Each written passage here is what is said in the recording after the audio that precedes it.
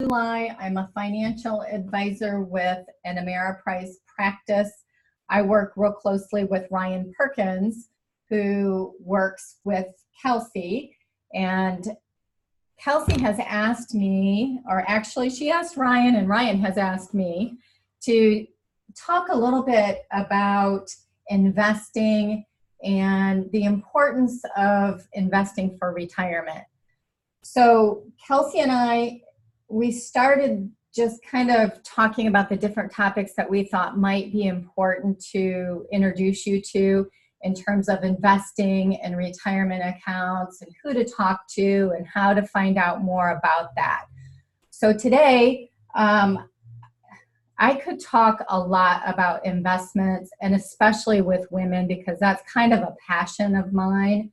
But I'm not going to keep you on the line very long because it's so easy to talk about investing and one topic lead to another, and then pretty soon people are overwhelmed with the amount of information. And that's not the point of these conversations. What we're hoping to accomplish today is to introduce you to some methods that would help you invest for your retirement. And just to talk about a few of the topics that go along with that, like where do you go to do that? How do you know who to talk to? What amount of money do you need to get started? Just some of those little things to get you thinking about this, because the earlier you start, the better off you'll be down the road. So really, when we're talking in terms of investing, time is a friend of yours. That's what you need to really succeed in investing, is time. Obviously, you need the right types of investments and maybe somebody to work with, but time is of importance. So Kelsey had mentioned that she wants to pass along some information to help you guys succeed, not just in your jobs, but in life. And that's the point of this, me joining your conference call. So I think maybe, Kelsey, what we'll do is we'll just talk about a few of these topics. And then at the end, if you have some questions, perhaps I can help with that. And then, maybe... Yeah. And I think it's just like to keep it like something like, what if somebody, people on here are going to have a variety of experience. You're going to have some people who, never invested one penny. You're going to have some people that have maybe talked to somebody about it, but isn't quite sure, who to trust or how much to invest, or when do I even know when to go to somebody or how to find somebody? So those are some things that maybe we can just start with, and how maybe you even got involved in it. Yeah, that's great that you asked, because I always love telling my story. I didn't start off in the investment world. I've always been good with my money in terms of saving it. But my first real job when I was 21 and out of college was with an insurance company here in Fort Wayne, but it was in the technology department. So how I got started really in investments was I was speaking with an older, wiser guy who asked me one day, what are you investing in the retirement plan at work? And I said, well, I don't really know. And so we looked at that together, and he said, you're not investing in the right investments for your age. I was 21. I was investing pretty much in cash. And so he worked with me to redistribute my money appropriately. And then that process, it started to intrigue me and piqued my interest. And so from there is when I started learning more about insurance and investing. And then I went on at Lincoln to work in the broker-dealer, which is pretty much investments behind the scenes, to get all my licensing. And then from there, I left Lincoln and started working with people one-on-one. And I really do attribute where I'm at today with my investments to somebody finding me at a young age and pointing me right down the right path. So whenever I get that opportunity to talk to young people and share that experience, I'm hoping that I can make a difference in their life, like Phil made a difference in mine. So that's kind of how I got started. But you're right. I just happened to stumble across somebody who knew about investing. I didn't seek that out. He somehow found me. So really, in everyday world, where do people go to get advice about investing? And sometimes it's their friends or family, but quite often they need to seek the advice. And I suggest they seek the advice of a professional, because what's in the right type of investing for one person isn't necessarily the right type of investing for another person, from the types of accounts that are used all the way down to which investments are used. So you can find professionals that can help you with this at a number of places. And one might be you can get a referral from your friend. A lot of people feel more comfortable investing with somebody who's been referred to them rather than somebody that they've just picked out of a name or the phone, listing someplace. So a referral is the best place from someone that you trust. If you don't have someone that you trust or know that invests, you might start at looking at a bank or a credit union. They often have licensed investment reps there that can help you. Or you can even, if you're an online kind of person and adventurous and maybe a little savvy yourself, you can work with an online broker dealer, such as a Schwab or Ameritrade, a place like that. Those are pretty much the most readily available places to go. And it's just going to be, according to your comfort level. The most important thing is that you trust the person that you're working with, and that you trust that they're looking out for your best interests. So once maybe you've identified or narrowed it down to a few names, what I strongly suggest you do is you Google the word broker check.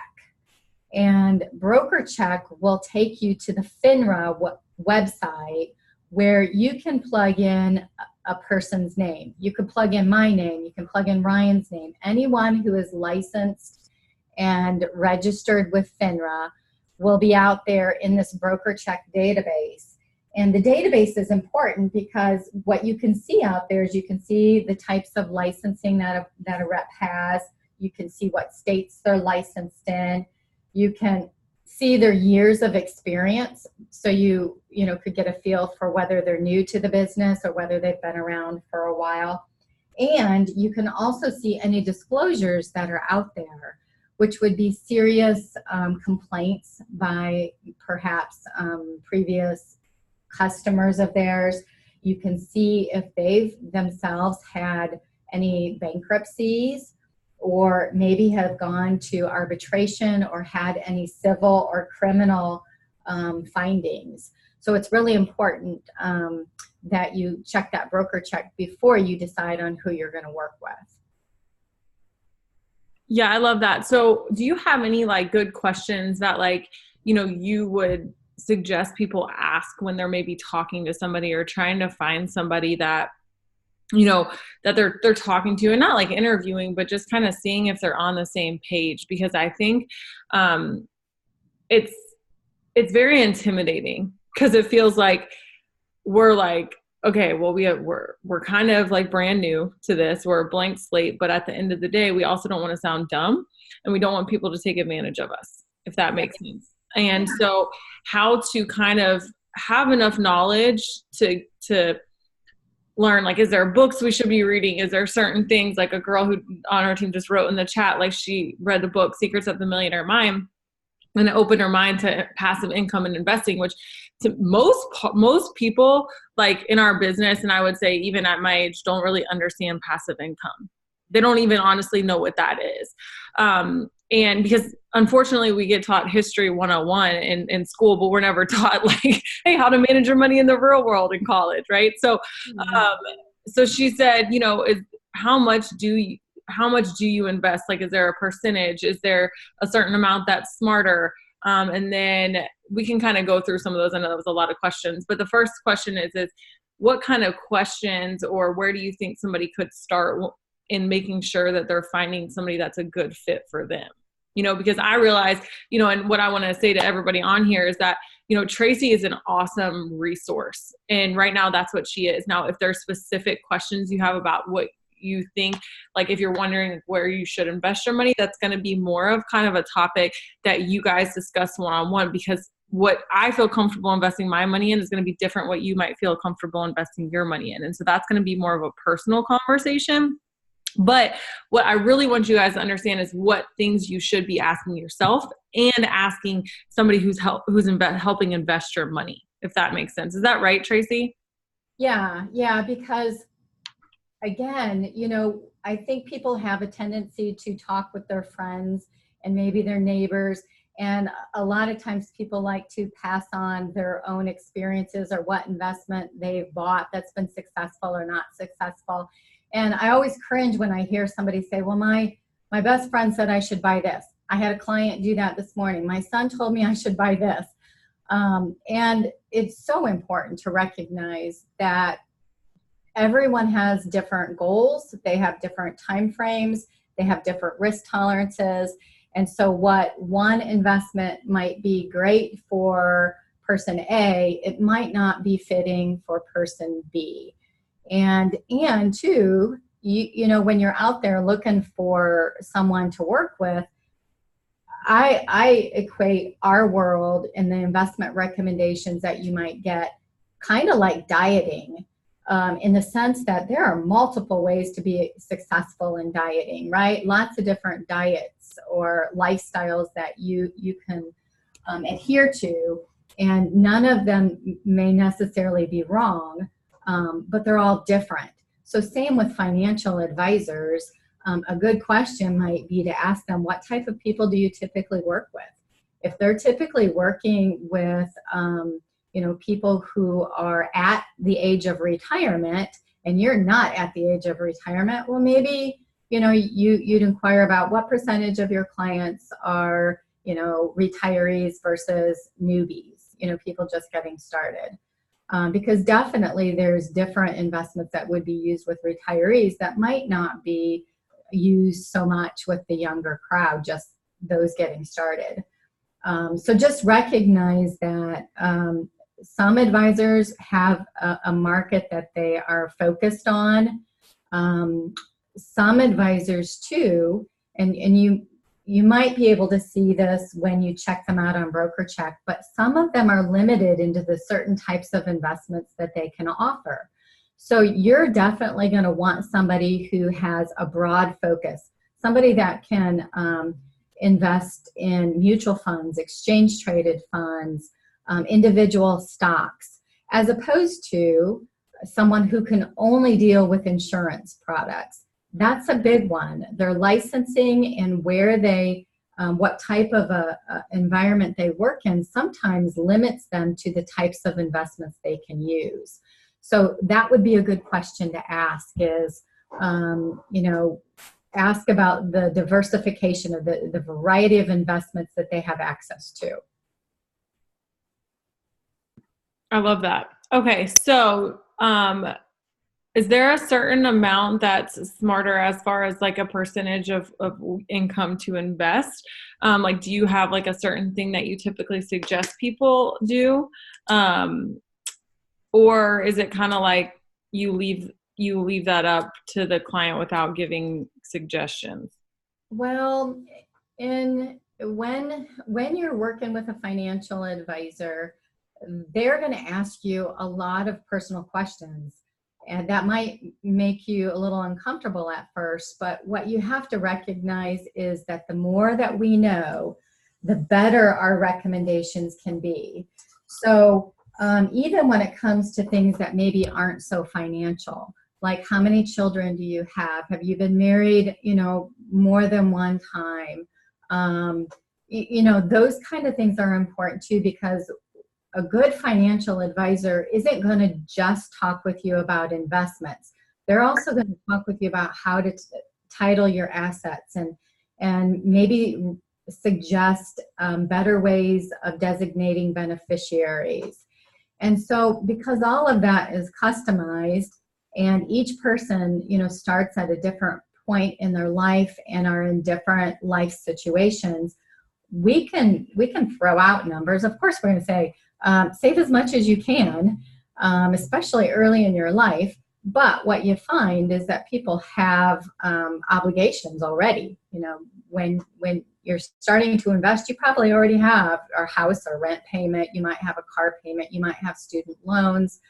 You might have obligations with children. So it's going to be more about when you talk with someone where you're at now, and maybe opportunities for increasing that along the way. Yeah, I love that. And I love that it's so, it is so personal. Like, cause when Ryan started asking us questions, I was like, why does he care? Like, if we've been married before, or why does he care? Yeah, why do you need to know that, right? Like, all of those things, but it makes so much sense when it comes to that. But I know the way that we do it is very similar to the book, Kayla, Secrets of the Millionaire Mind. So we designate percentages of our income. So, and what we do with ours is we do it post-tax. So before we separate anything, we put 25% to 30%. I don't know which one Brian does, but no, it's 25 to 30% to the side, and put that in taxes first. And then based off the income we have left after that, then it starts going into the different buckets of savings accounts that we have. And obviously like our necessities. So that is definitely something that I would get a system down with, is doing it post-tax, because obviously like the money that we earned, like we owe part of it to the government first. Then after that, what I would do is, and we came up with something that fit for us. And I think in the book, he recommends like 40% should be of necessities, and then it should be equal, like divided up, and he has different percentages. And we actually have multiple savings accounts. So we have a savings account for tithing. We have a savings account for like an education fund. So that's going to be like, if I go to like Tony Robbins or a green carpet or a conference, and that's like, for me, educating myself, for him, him going to any kind of growth things. And then we also have like a play account. So that's, so that we know, and we don't feel super limited on like, oh, we can't do anything, right? Because it often can feel very draining if you feel like you're on a budget, but this is not really a budget. And that's why I love the way that we have it set up, is because I know that I have money that I can treat myself with because I've earned it, but I also know there's a limit on that. Right. So I'm not just going to go blow thousands and thousands of dollars each month, but I know I'm always going to be treating myself. And so we have like a play money and education account. We have the savings account. And as we've made more, it's just made more sense to up the savings, because our necessities aren't growing that much. So then the percentages can shift, and we talk about what's comfortable for us, because we want to push ourselves to save more, but we also don't want to make it feel like it's not, like we can't enjoy what we have now too. So you want to find something that works for you. And also we don't have debt. So that's a big thing that we also, have to take in consideration. We're not like in this huge money bind. So if somebody is in debt, they might be a little bit more strenuous until they're out of debt. Like they might have like a more strict savings plan. So it just really depends on what you're comfortable with. And I know that's how we do it. So hopefully that helps. Okay. You made a really good point. And I think what you're trying to say is two things. One, you pay yourself first. Mm-hmm. Second of all, you're saying we have all these goals. Here are some of them. And we consistently contribute towards those goals. And that's the tricky part, is somebody's goals are going to be different than yours. They're going to be different than mine. And, you see that all around in the world, who maybe emphasizes their home. Their home is where their love is. So they put a lot of money into their home. Other people travel. That's really important to them. So they maybe allocate a larger percentage of their income to traveling. So when you've taken the time to sit down and identify your goals, and you can say, these are the things that are important to me, then your financial advisor can help you achieve those and help you determine, how much do you need to set aside for retirement? How much do you need to set aside for your kids' education? they can make those projections for you. Yep. And I think too that involves us, like as individuals, doing some self-reflection on what is important to us. Is it important to us that we have our kids' college funds set up? Is it important to us that we have enough money for a larger house because we have always dreamed of having a big home? Is it important to us that we get a nice car? Like, what are those things and what are your priorities? I know one thing that Ryan suggested to us, which I thought was just like so genius, was, because I deal with like, well, we have a really good interest rate on our house, but I also don't want to just continue to pay like so much interest, but I also want to have cash available, right? Like if there's other investments that we want to put money into. And he just said, one thing that I would do is go figure out with your bank and see, okay, by the time our kids are out of our house, so Mac and Deuce are, they're 3 and 4. So by the time they're, 17, 18, so in 13 more years, we want to have our house paid off, 14 more years. So what is that extra payment going to look like each month? And can we do that? So that time when our kids get out of the house, who knows if we'll even still be in this house, but when our kids get out of the house, and I was like, well, that's a really great, like happy medium. And that doesn't mean I want a 15-year mortgage, because what if something were to happen? Like, what if our income can decrease drastically for a 6-month period and we couldn't pay the minimum requirement on a 15-year mortgage? We could still pay our minimum requirement on a 30-year. Does that make sense to everybody? So we're not putting ourselves and saying we have to make this payment. But right now, because we are making that payment. And so that was super, so these are things that like we've talked about, and I'm giving you guys examples from me because I know it kind of helps to be like, okay, well, everything seems so abstract. How do I even know like what she's talking about? And so that's why I'm giving you guys specific examples. So we set up our mortgage, if we keep paying the way it is, it's going to be paid off in, 14 years versus it being paid off in 30, which means you're going to be having a ton more leeway when it comes to, or you're going to be paying a ton less interest. That's really what that means. So that's something that we talked about, and those are suggestions that he made. And that's stuff that I would encourage you guys to sit down with your families, with your whoever's in your life that is going to be responsible with you for your finances, is to understand, hey, we got to figure out what's important to us, and understanding that part of it too. So I didn't mean to cut you off either. Let's see. Okay, so somebody said, I have a Schwab account, but I have no idea where to invest my money. So it's kind of all sitting in the account, but not invested. Where can I go to find the best places to invest? Good question. Quite often, these online accounts they're really for people who want to do their own investing, who want to make their own decisions and maybe don't want to work with a financial advisor.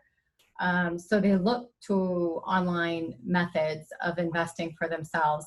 And don't get me wrong, we have clients that have, I guess you could say they've got their serious money here and getting advice on that. And then they like the idea of investing in some things that is more fun and maybe that they have control over, just to kind of either have fun with it or test their own ability and knowledge. So some of our clients will do that. They'll have a Schwab account and they're doing their own thing over there. And then they have accounts with us where they're getting advice. If you're the type of person that doesn't have the time or the desire or the interest in making your own investment decisions, then you probably should work with a financial advisor. So what you could do is you could find an advisor that you like, that you think looks out for your best interest, and they could essentially transfer your Schwab account into their firm where they can help you by making investment recommendations. Now, most of the accounts that are out there would need your approval. You know, they would make a recommendation to you knowing that that's what you want, but they can't act on that without your consent. So you can have it both ways, or you can do it all on your own, or you could seek the advice of a professional who can help you make some investment recommendations for specific for you and your time frame, your goal, and your risk tolerance. Yeah, I love that. So when you are like kind of talking with people who maybe have limited experience with investing, where do you suggest that they start? Like, is it like gathering the funds? Like, is it kind of like what kind of information would you want somebody to come prepared for or with when they're coming to a like initial meeting with you? Usually there's something that sparks that initial meeting. It could be that they've been saving up for a goal and they just decided that, hey, I don't know what to do with this and I need some help. Or it could be that their tax advisor has said, hey, you could really benefit by starting up an IRA account or by setting aside some of this income in a retirement account. That quite often happens. So it's usually something that has sparked that. Maybe they've left their employer and they have this retirement plan they don't know what to do with out there, and they're seeking advice for that. So quite often there's something that has triggered a meeting. If there's nothing triggering a meeting aside from, hey, I have this interest in investing and I'm here to learn a little bit more about that and how to get started, I would say have some money set aside with a goal in mind, because that's what I'm going to ask you is, what do you want to do with this money? Is this for your house that you want to purchase in 5 years? Is this for retirement? What did you have in mind for this money? What is your time frame for this money? And then by talking with you, we can kind of determine what the next steps will be, what the right type of investments would be for that. But I would say have a little bit of money set aside and have something in mind what you want help with. What is it that you want to do with that money? I love that. And that should all get, like, I bet you 95% of us on here don't know.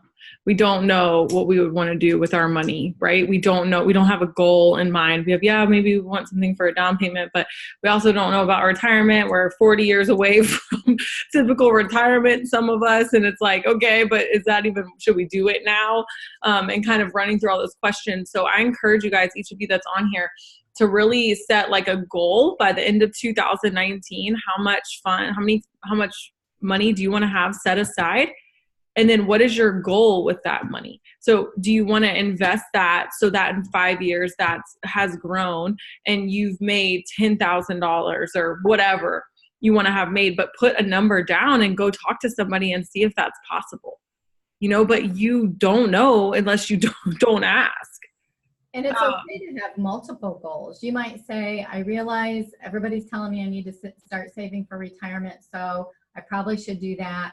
But also I'm saving up for this dream vacation to Europe. I'd like to spend 2 weeks in Italy doing this, this, and this. And I'd like to do that in probably within the next 3 years. And really, the right financial advisor is going to ask you your goals and your time frame, and then they're going to invest that accordingly. So it would be helpful if you have given that a thought. Now, if you have 10 different goals, then I would say you need to prioritize them and figure out which one's most important to you. And don't think that saving for retirement is 40 years and I've got plenty of time to do that, because time is really on your side. That's really an advantage to you. And if you start putting a little bit aside now, you are going to amaze yourself one day. My eyes, I knew everything I was doing was good at the age of 21, but it really hit me when I left Lincoln. 14 years later, I left Lincoln and I'm like, now I got to do something with my retirement account. And fortunately, I was already in this world of investing and licensed, and I could handle it all on my own. But I was amazed at, oh my gosh, that Phil changed my life. Look how much money I have now that I need still, quite a few years from now. So you will surprise yourself. You'll wake up one day and say, oh my gosh, my $100 a month is now valued at $100,000. Wow, how'd that happen? So even investing a little bit in several goals is powerful. Yeah, and that's the beautiful thing, like I was telling you guys earlier, it doesn't necessarily take like a ton of money. And I think sometimes we have this idea that like we have to be actively making X number of dollars to be able to start saving and investing. And at the end of the day, it doesn't matter as much how much you make as what you do with what you make, right? And so, because I know so many people who make way more money than me, but they're not as smart. And so their actual net worth is not high, but their income, their actual working income is high. On the flip, I know people who make way less than me that have saved way more than me, and their net worth might be higher. And so, Tracy, what kind of funds would you say somebody should have when they decide to reach out? And it's not, and I want you to reiterate that too, because I know it's one thing coming from me, but just iterating, like, it's not necessarily how much you make, it's what you do with what you make. Yeah. You know, there are several things that factor into how much do you need to get started. And what I mean by that is some firms have minimum amounts to get an account started. So for example, you know, if you would come to us, we wouldn't say you need to have $250,000 to invest with us. Some firms are like that. They have minimum amounts, and that could be part of your interviewing process when you're trying to figure out who to work with is how much, you know, what is your minimum amount, because some firms do that. But you can find somebody regardless of how much you have to start. But understand that one, it might be the firm's minimum amount to get started, or it might be investment related. So for example, some mutual funds, which are great investments for diversification and a way to get people started. Some mutual funds will have $500 minimums. Some will have $250 minimums. Some will have a $5,000 minimum. So if you have, you know, $250 or $500, that might be enough to get you started in a mutual fund. But you need to make sure you're with a firm that's willing to open an account up for $500 or $1,000. So it could be the investment, it could be the firm, it could be the type of an account. And I mean, what I mean by that is there might be a minimum to get started if it's an IRA account versus a minimum amount to get started if it's a non-retirement account. So how those assets are titled might also determine how much is needed to get started. But never fear, because even if you wanted to set aside $25, you can go to your bank and start an IRA account or a savings account that's titled as an IRA account and start building there so that you are putting it aside, so that you are designating it as an IRA. So you are building that discipline into your overall strategy. And then once you reach that minimum amount, you can invest in a mutual fund or whatever investment might be appropriate. So it's like getting started, would you say, like, just for a number of, okay, I want to start seriously investing, not just maybe opening up like an IRA in my bank account, which I think is actually like a really good idea, is going to your bank and seeing what they offer. I think that's a great place to start. But, you know, would you say, you know, if somebody comes to me with $5,000, that's a really good start. $2,000, $10,000. I don't know. Do you have like a number that you would say people should shoot for when they're first talking to people, or when they're first starting this process? I would say $250 to $500, because you could usually go to a bank, and lots of these banks these days have licensed advisors that have access to mutual fund families where you could invest in a mutual fund for $250 or $500. So I would say when you get to that $500 mark, I would definitely be looking at a place where you can get started, because there are fund families out there that will accept $500 contribution. Yeah, I love that. The other thing I wanted to tell you guys is if you start getting into a routine, like what I was explaining earlier with the percentages, you will look up and be like, how did I save all that money? Because you're not seeing it. Like it's out of sight, out of mind, right? So like the other day I got this low balance like alert on my phone for my Chase thing. And I was like, babe, are we running out of money? What's happening? He's like, no, it just got moved to a different account. But like, it doesn't feel hard, you guys. And it doesn't have to feel hard, even if you're making $2,000. Go put $100. You're not going to miss that $100. But if you don't see it, you're not going to spend it. If you see it, you're going to spend it. And so get it off of your, out of your account. Am I frozen? Did I freeze? Okay, cool. Get it out of your account into a savings account right when we get paid. Right when we get paid, do that. Just start doing it from the moment we get paid so that you don't have to worry about, oh, well, how much do I just make it non-negotiable. And then you don't see it. It's not hard because you're not ever going to recognize it, that it's gone. And so just making sure that you're being smart with it, doing it right off the bat and not saying, oh, well, if I have some extra, I'll invest it. You guys, you're not going to have extra if you do that. Like you're just not. It just doesn't work that way. You just say, this is what I'm committing to myself.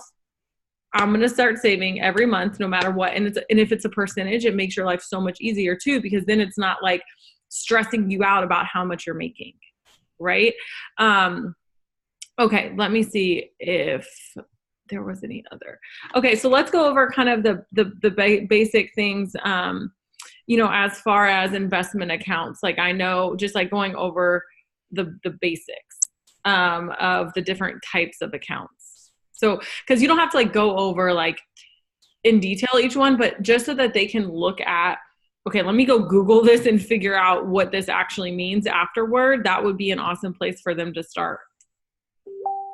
There are a couple things that come to mind. And when I'm talking with my clients, I like to keep it simple and say, basically, there are two categories of investments.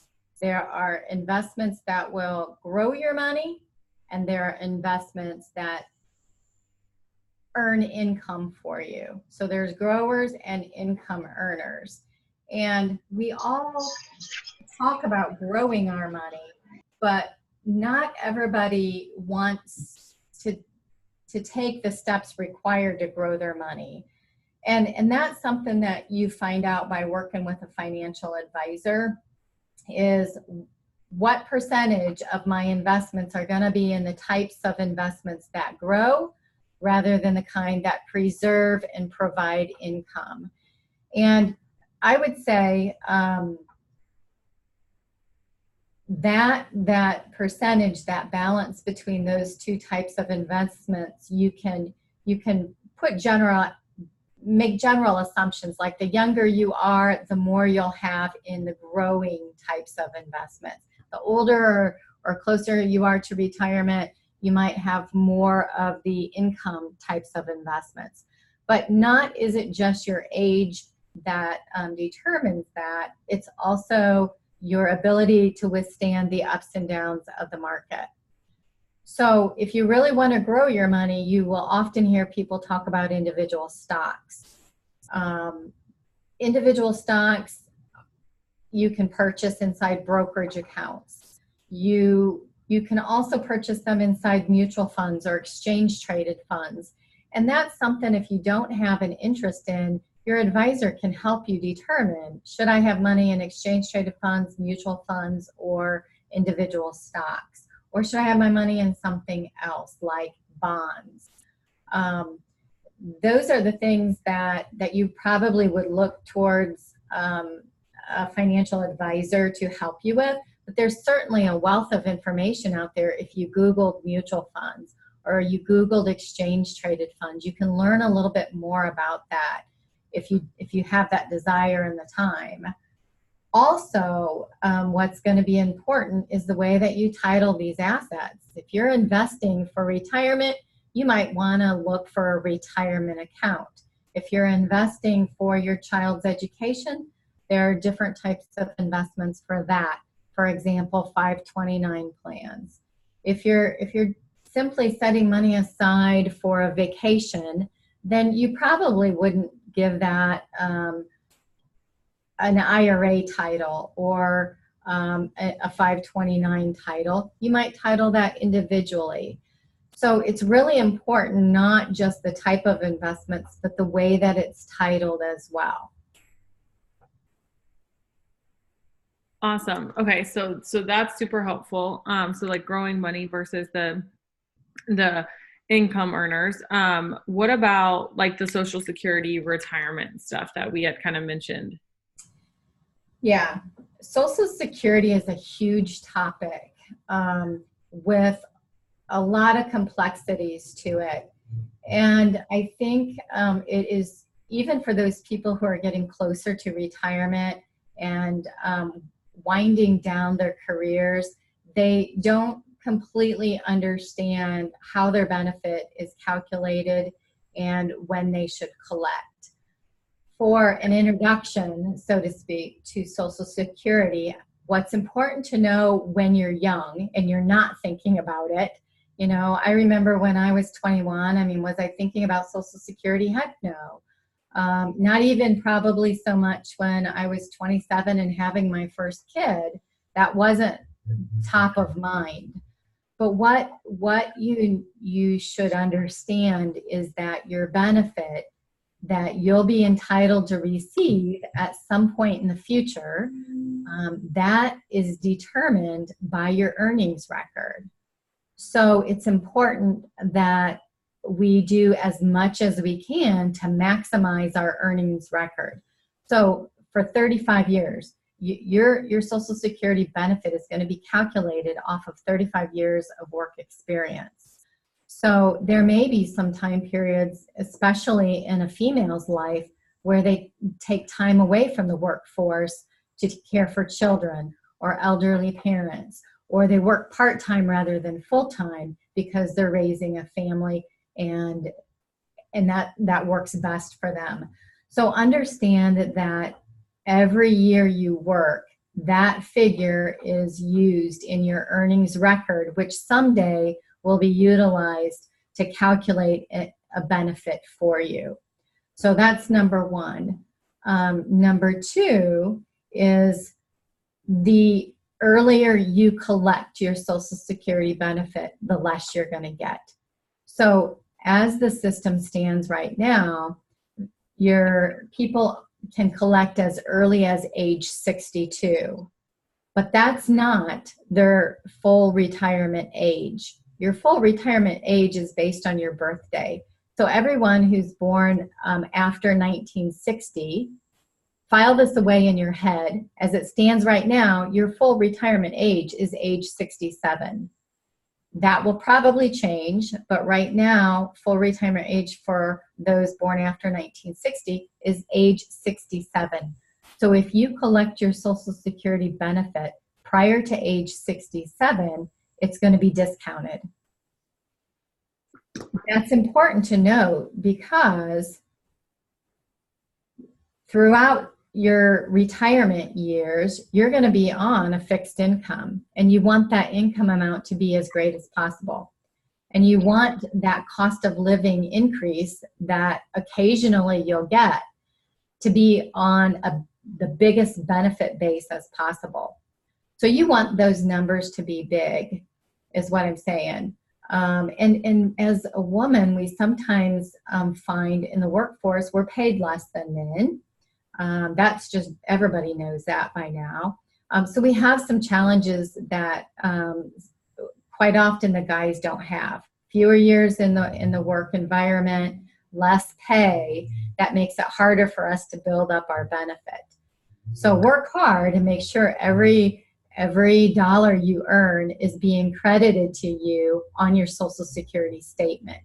So it would be, if you haven't gotten a Social Security statement, usually they've sent those out historically about once a year. They've stopped doing that for a number of years. They've started it back up again. But you should periodically look at that statement and make sure your earnings are being recorded on your Social Security statement. If you don't get a statement, that's understandable. You might be too young, but you can create a user ID and password on the Social Security website and monitor it there. So checking in on that once a year is a good idea. Also, just note, and you don't have to understand the complexities of this, but there are other things that can happen that could affect your benefit down the road, such as marriage, such as divorce, and such as a spouse who passes away. So those are all key events that play into or could affect the benefit that you're entitled to down the road. So a good financial advisor, or one that offers some degree of financial planning, could help guide you with Social Security questions along the way, or even somebody you know. I've talked with a number of people who say, my mom, remarried, and this is what happened. Or I have a friend whose spouse has died, and now what should she do? She doesn't understand her benefit.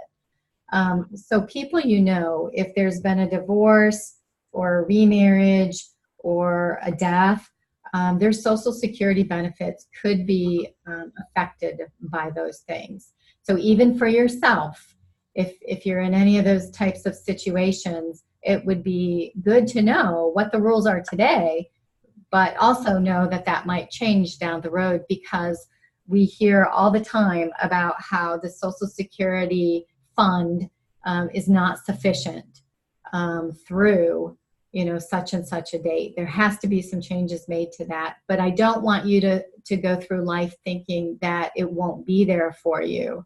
You can plan for it not to be there. That would be wise. But the belief is that it will be there in some fashion for people even as young as you guys might be. So don't take the attitude that it's not going to be there, but take the attitude that it's going to change, and that it was never intended for Social Security to be 100% of your income during retirement. So you need to do something and not just count on that. Yeah. I think that that's such good information. I mean, stuff that like I'm learning too, you guys. And understanding like why it is so important, and what we do to keep an eye on that, as, basically being self-employed. So is there any other questions that anybody had before I let Tracy go? This was super helpful. Is there any questions? If there isn't, and somebody wants to just talk with her further, maybe set up an appointment and just kind of discuss your guys' goals, I'll shoot her information to all you guys in our chat, because I think she could be a great resource, just of somebody, she's super trustworthy, and just somebody who's, I always trust people who give information for free. Like when people are giving you information for free, that they are passionate about it, that they know what they're talking about, and they're truly interested in helping you.